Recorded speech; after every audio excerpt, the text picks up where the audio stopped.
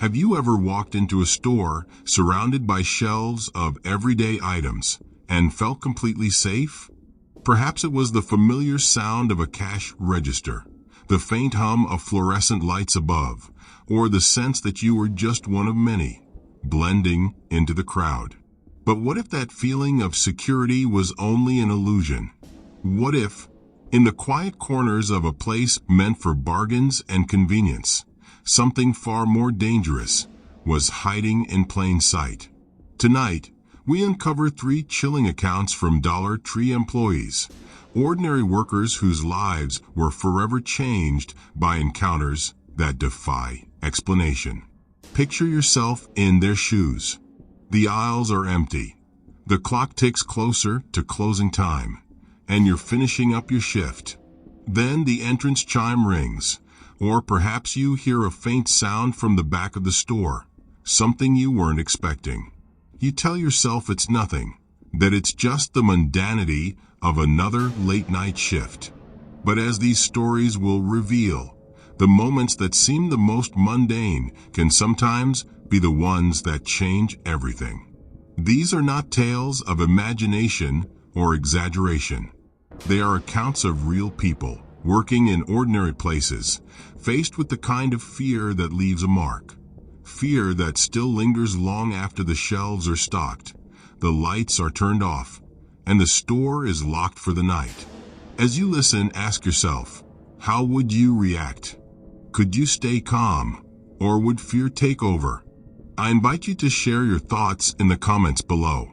And if you're drawn to stories that make you question the safety of the familiar, make sure to subscribe for more. Now, let's begin with the first account. A quiet shift interrupted by an unexpected presence, and a night that no one involved would ever forget.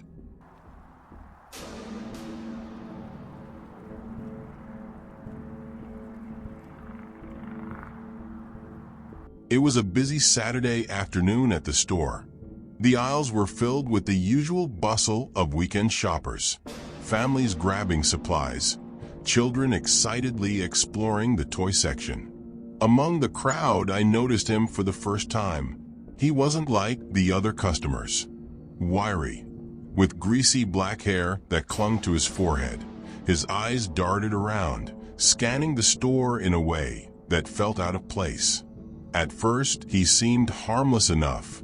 He approached me with a question about an item, but his tone was off, flat, almost too calculated. Then, his questions turned personal. "Are you seeing someone?" he asked, leaning in closer than anyone should in a casual conversation.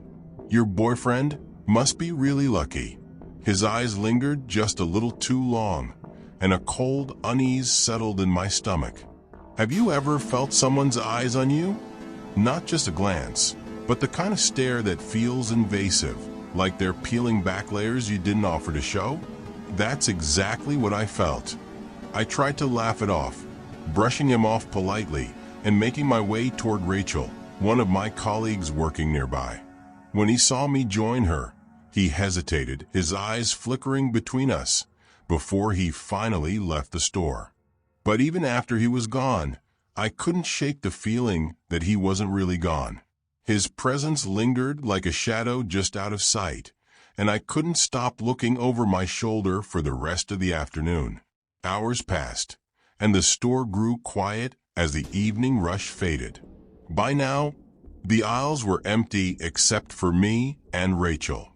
I was restocking shelves in the back corner of the store, focusing on the task at hand, when I heard it. A faint rustling sound, soft but unmistakable. I froze, my hand hovering over a box, listening. The sound came again, and slowly, I turned toward the source. My heart dropped. There he was, crouched behind a stack of boxes, his eyes glinting under the flickering fluorescent lights. He stood slowly, his movements deliberate, as if he had all the time in the world. "What are you doing back here?" I managed to ask, my voice trembling despite my attempt to sound firm. He didn't answer. He just stepped closer, his gaze never leaving mine. Panic surged through me. My hand scrambled for something, anything, and landed on a plastic basket nearby. I clutched it tightly, holding it in front of me like a shield. "Stay back," I shouted, my voice echoing in the empty aisle. He tilted his head slightly, a smirk curling at the corners of his mouth. "I just want to talk," he said, his voice eerily calm, almost mocking. Before he could take another step, Rachel appeared at the end of the aisle. Her expression shifted from confusion to alarm as she took in the scene. Without hesitation, she pulled out her phone and held it up. "Get away from her, or I'm calling the police," she shouted, her voice steady and commanding. The man hesitated, his gaze flickering between me and Rachel. For a moment, I thought he might lash out, but then he muttered something under his breath and backed away. His footsteps echoed as he left the aisle, disappearing through the store's entrance. Even as the door closed behind him, my hands shook and my heart pounded in my chest. Rachel and I locked the doors immediately and called the police to report the incident. They arrived quickly, but by the time they searched the area, the man was gone. I haven't seen him since that night, but every time I walk down a quiet aisle or hear a faint rustling sound, my mind goes back to him. Could he still be out there watching? I can't say for sure.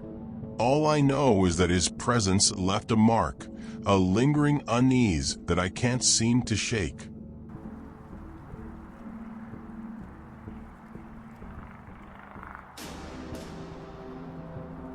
It was an errand I'd done 100 times before, simple, quick, nothing to think twice about. My sister's birthday was just days away, and I needed a card. A small task, one I figured I'd knock out on my way home. I pulled into the Dollar Tree parking lot around 8 p.m. The lot was mostly empty, with only a few cars scattered here and there. The cold evening air carried a stillness that I'd barely noticed as I stepped into the brightly lit store. Inside it was quiet, the kind of quiet that almost feels peaceful. A couple of shoppers moved silently through the aisles, their footsteps faint on the worn tile floor. I found the card section quickly, flipping through rows of brightly colored options, searching for one that felt right. After a few minutes, I settled on one, a cheerful card with a touch of humor that I knew my sister would appreciate. The cashier was polite as I paid, smiling as she handed me my receipt. I thanked her, tucked the card into my bag, and walked back out into the parking lot. The stillness of the lot struck me this time. The overhead lights buzzed faintly, casting pale circles of light that left plenty of room for shadows in between. My car was parked toward the edge of the lot, its dark outline just barely visible under one of those flickering lights. I unlocked the door, got in, and placed the card on the passenger seat. The car felt, as it always did, familiar, safe. As I started the engine, my music playlist connected automatically, filling the silence with soft melodies. I pulled out of the parking lot and onto the road, heading home on a route I could drive in my sleep. It was halfway home, along a quiet stretch of country road, that I first heard it. A faint rustling sound, soft but distinct. At first I dismissed it. Maybe something in the trunk had shifted. Maybe it was the road or the music. But then it happened again, louder this time, closer. It wasn't coming from the trunk. It was coming from inside the car. I felt my breath hitch as a cold dread settled over me. My eyes darted to the rearview mirror, scanning the back seat. But all I saw was darkness. I told myself I was imagining things, that it was nothing. I forced my focus back on the road, trying to shake the unease crawling up my spine. But then, out of the corner of my eye, I saw it movement. A shadow shifting, slow and deliberate. I turned my head, and there it was, a man's face, rising from the shadows of the back seat, his dark eyes locked onto mine. He was close, too close, his features partially obscured by the dim light. For a moment I froze. My mind raced, trying to process what I was seeing, what I needed to do. My heart thundered in my chest, every instinct screaming at me to move. I swerved the car to the side of the road, tires screeching as I hit the brakes. The car jolted to a stop, and before I could think twice, I flung the door open and ran. The cold night air hit me like a shock as I stumbled into the woods lining the road. Branches clawed at my arms and face as I pushed forward, my legs burning with the effort.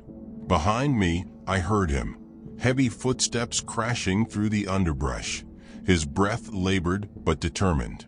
He was chasing me, his presence looming just out of sight. "Stop," he shouted, his voice sharp and commanding. I didn't stop. I couldn't. I didn't dare look back. My only thought was to keep going, to get as far away from him as I could. The woods felt endless, every tree and shadow blending into a disorienting maze.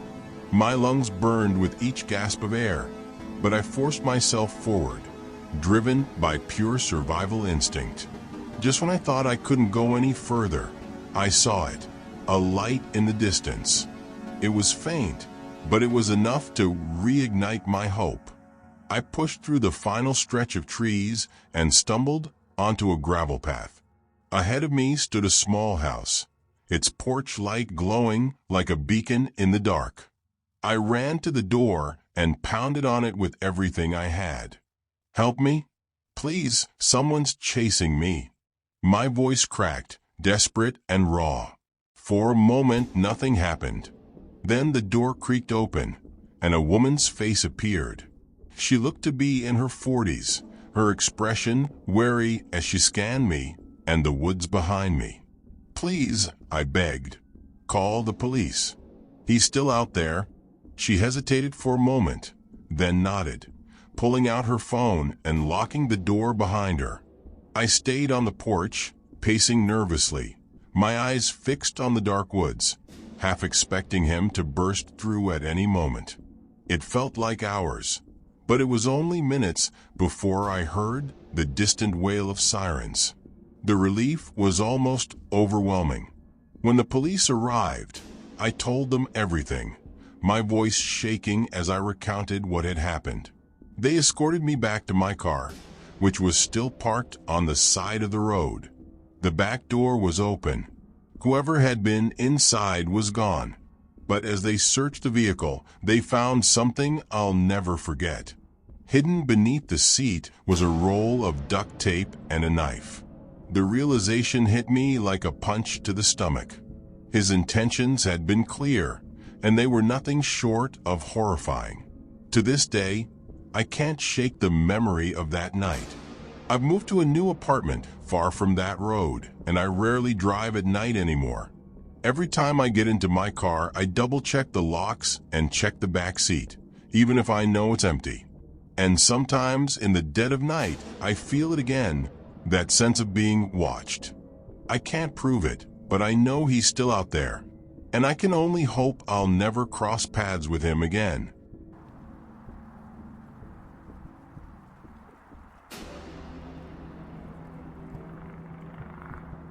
It was an uneventful Sunday night at the Dollar Tree. The kind of shift I'd grown used to over the years, quiet, monotonous, and predictable. The store was nearly empty, the aisles silent except for the faint hum of fluorescent lights overhead. Linda, my coworker, was stationed at the register, staring off into space, clearly as eager as I was for closing time. I was in the center aisle, sweeping the worn white tiles, counting down the minutes until the shift ended. The atmosphere was strangely still, the kind of quiet that makes you hyper-aware of every little sound. That's when I heard it, the soft chime of the entrance door opening. I glanced toward the front, expecting to see a late-night shopper in search of something mundane. But the man who walked in wasn't just another customer. He was tall, his hair unkempt and wild, his clothes rumpled as if he'd been on the move for days. But what caught my attention, what made my heart skip a beat, was the massive machete clutched in his hand. It wasn't just that he had it. It was how he held it, tightly with purpose, as though it was an extension of himself. His eyes locked onto mine almost immediately, cold and unblinking. He didn't look around, didn't browse the shelves. He just stared at me, his expression blank, but full of something I couldn't quite place. I froze, my grip tightening on the broom in my hand. My mind raced, trying to make sense of what I was seeing. A part of me hoped it was some kind of prank, but the weight of his gaze and the way he gripped that blade told me otherwise. I glanced toward the register, expecting to see Linda, but she was gone, maybe to the back room or the restroom. I was alone.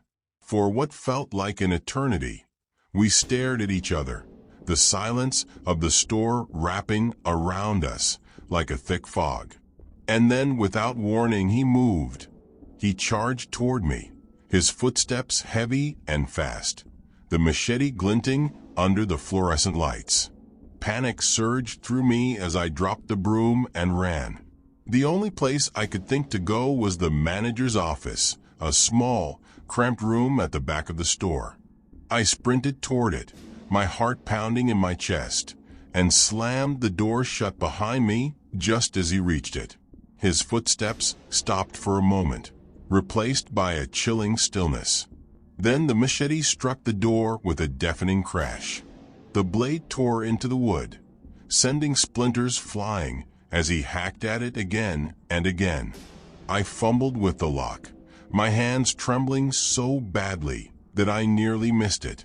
When the bolt finally slid into place, I gasped for breath, pressing my weight against the door as if that alone could keep him out. But it didn't stop him. Each strike of the machete was more forceful than the last, the thin wood of the door splintering under the relentless blows. Desperate, I scanned the office for anything I could use to reinforce the door. My eyes landed on the heavy, ancient desk that sat against the wall. I scrambled to push it over, the weight of it nearly too much for me in my panic state. But adrenaline gave me the strength I needed, and I wedged it firmly against the door. And then, just as suddenly as it had started, the hacking stopped. The silence that followed was almost more terrifying than the sound of the machete. I stood there, frozen, straining to hear anything, any clue about what he might be doing. That's when I heard it, Linda's scream. It cut through the silence like a knife, raw and filled with a fear I'd never heard before. My stomach turned, tears streaming down my face as I realized there was nothing I could do. The scream was brief, abruptly cut off, leaving behind an unbearable silence. I clutched my phone with shaking hands and dialed 911, my voice barely a whisper as I begged for help. The dispatcher's calm voice was a lifeline, but it did little to ease the terror that gripped me. Every second felt like an hour as I waited, my mind racing with horrific possibilities. When the police finally arrived, they found me huddled in the corner of the office, too terrified to move. It wasn't until they opened the door and guided me out that I saw what had become of Linda. Her body lay in the center of the store, unrecognizable, surrounded by a pool of blood that glinted under the harsh lights. The sight was so horrifying that my legs gave out, and I collapsed to the floor, sobbing. The man was caught just a few blocks away, still clutching the machete. He didn't resist, didn't explain. He was a stranger, with no connection to us or the store. His motives remain a mystery to this day. The store didn't survive the aftermath. Dollar Tree closed its doors not long after the incident, and I couldn't bring myself to return, even if it hadn't. To this day, Linda's screams haunt my nights, her terror etched into my memory. And that man's face, his cold, empty gaze, is something I'll never forget. Even now, every creak, every shadow, every quiet moment feels like a reminder of that night. A reminder that safety is never guaranteed, not even in the most ordinary places. These stories serve as chilling reminders that even the most mundane places can become the backdrop for unimaginable fear. A quiet store aisle, a late-night drive, a routine shift at work. These moments of normalcy were shattered by encounters that left scars far deeper than the physical. From an unhinged attacker wielding a machete to a relentless stalker who wouldn't take no for an answer. These experiences remind us how fragile our sense of safety can be. For the people who lived through these events, the echoes of those nights never truly fade. The lingering fear, the memories that play over and over, they become a part of you, a shadow that follows wherever you go. If these stories sent chills down your spine, don't forget to hit the like button. Share this video with someone who loves a good scare. They might just thank you for the nightmares. And if you're craving more spine-tingling tales, make sure to subscribe and turn on notifications so you never miss an upload. And this is just the beginning. In our next video, we'll explore a true story so unsettling, you'll feel as though you're being followed long after the video ends. Stay tuned, you won't want to miss it.